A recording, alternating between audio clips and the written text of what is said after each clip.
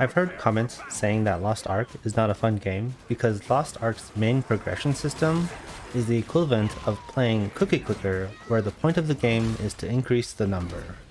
Now, I don't disagree that this type of itemization is not the greatest system. While leveling, I quickly learned to do these things in Lost Ark. Look at the multiple green numbers when comparing gear. Then, you just look at the item levels. Then, you just look.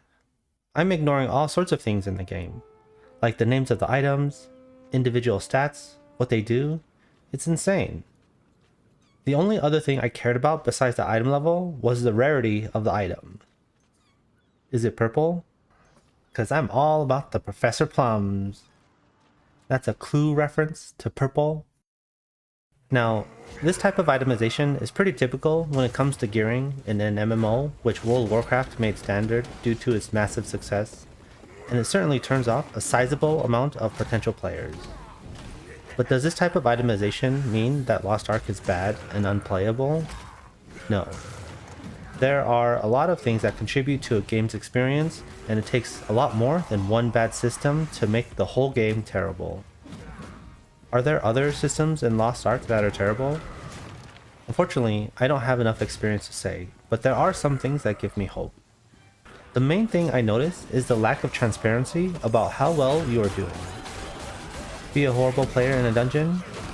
No damage meter to confirm. Not doing anything in the raid? No raid log to confirm that you are useless.